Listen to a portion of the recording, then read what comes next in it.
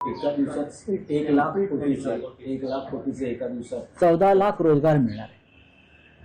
14 लाख. आणि मुंबईत 9 लाख रोजगार मिळणार आहे. म्हणजे हे आकडे जे आहेत हे सुखावणारे आकडे आहेत राज्याच्या दृष्टीनं. पण जेव्हा जेव्हा मुख्यमंत्री आपले दावोसला गेले, मग फडणवीस असेल किंवा अन्य कोणी असतील, तेव्हा हेच आकडे येतात. 14-15 लाख रोजगार मिळणार, 15-16 लाख कोटीचं गुंतवणूक येणार. करार कोणाबरोबर झाले? GSW, ज्याचं मुख्यालय मुंबईच्या BKC मध्ये, लोढा ज्यांचं संपूर्ण हेडक्वार्टर मुंबईमध्ये आहे, पंचशील, मला कोणतरी म्हटलं सत्यजित तांबे यांची एक कंपनी आहे संगमनेरला, त्या कंपनीचा करार सुद्धा डावसला झाला असं मी वाचलं. हे फार गमतीशीर आहे. मग महाराष्ट्रात करार करा ना, महाराष्ट्रात करार करा.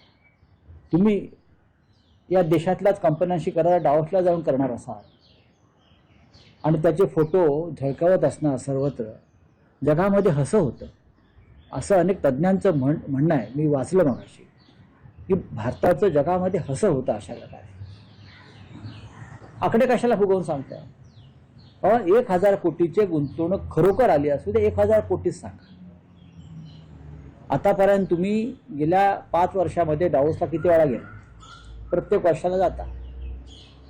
हे जर आकडे 5 वर्षातले पाहिले तर जवळजवळ 75 लाख कोटीच्या वर आकडे जातात. दाखवा गुंतवणूक कुठे आहे ती, आणि तुमच्या दौऱ्यांवर किती खर्च होतोय तेही या देशाला किंवा राज्याला दाखवा. हे मी सर्व राज्यांविषयी सांगते. महाराष्ट्र प्रमुख आहे राज्य.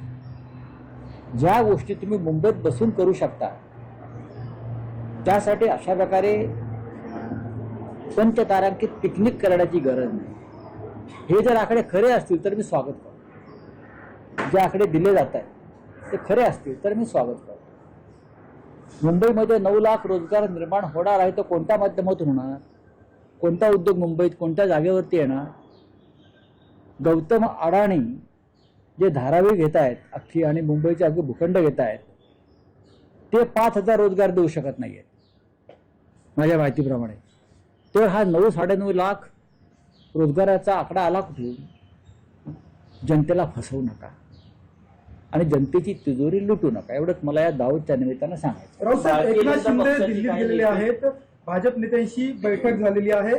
तुमच्याकडे काय आतली माहिती आहे का? माझ्याकडे आतली माहिती खूप आहे.